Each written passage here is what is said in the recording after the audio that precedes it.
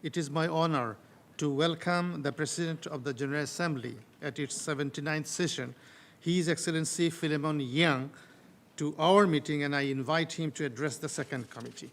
Excellency, the President of the General Assembly, you have the floor. Excellencies, ladies and gentlemen, let me begin by extending my warm congratulations to Your Excellency, Mr. Mohammed Abdul Mohith, Permanent Representative for Bangladesh, on your election as Chair of the Second Committee. I also wish to congratulate the members of the Bureau on their election.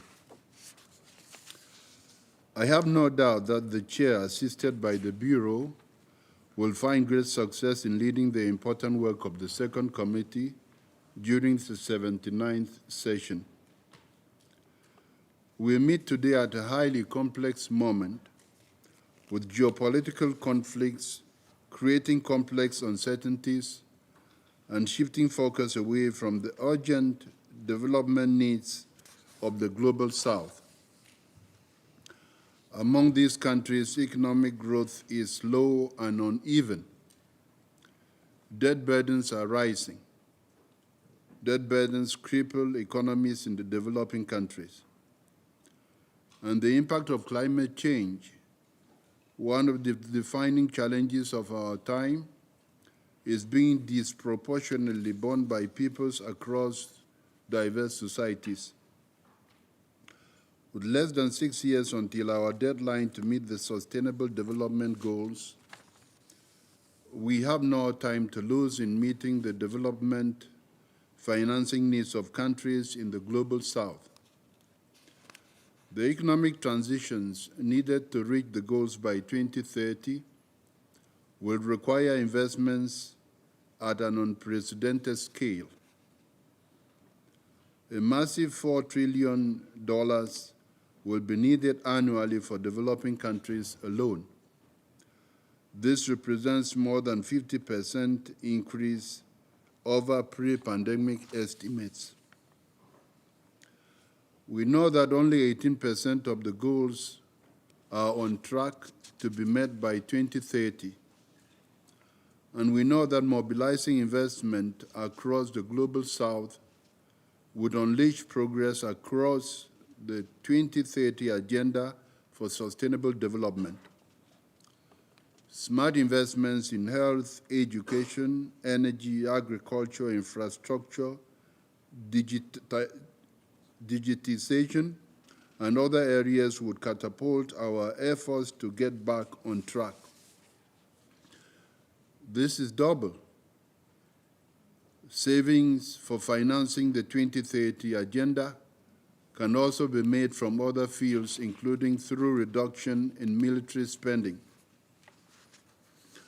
The Pact for the Future and its annexes present an historic opportunity for us to do just that.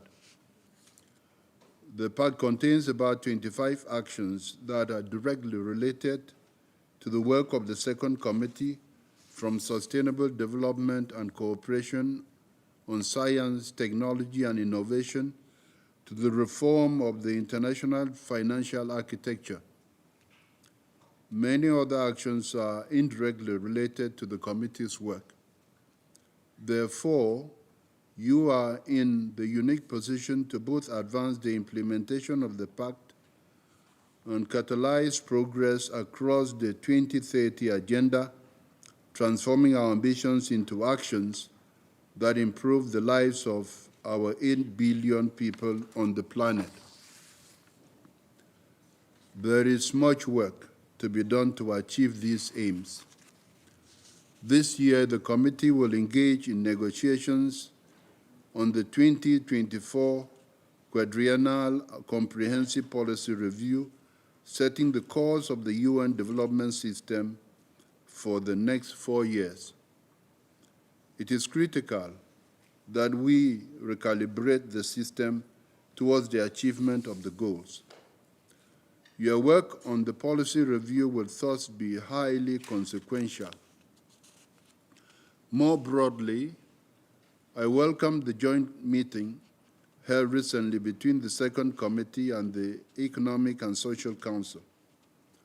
I am confident that by leveraging the synergies between these two work programs, we can find the solutions we need.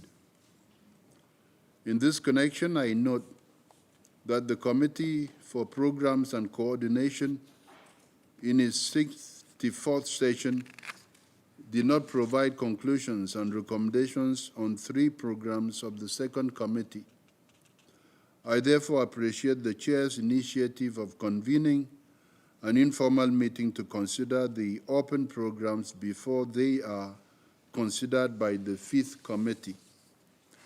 Your deliberations in this session will be vital to informing the outcomes of several major conferences on the horizon, including the 2024 UN Climate Change Conference in Azerbaijan in November, the 3rd UN Ocean Conference in France in June next year, and the 4th International Conference on Financing for Development in Spain in July 2025. As we embark on your work, I echo the Chair's call to maintain your tradition of consensus as we work together towards our shared goal of leaving no one behind. I am confident that together we can advance action across the 2030 agenda and find solutions to the funding gaps of those countries most in need. I wish the committee utmost success in concluding its work within the agreed deadline. I look forward to the productive outcomes of your deliberations. I thank you.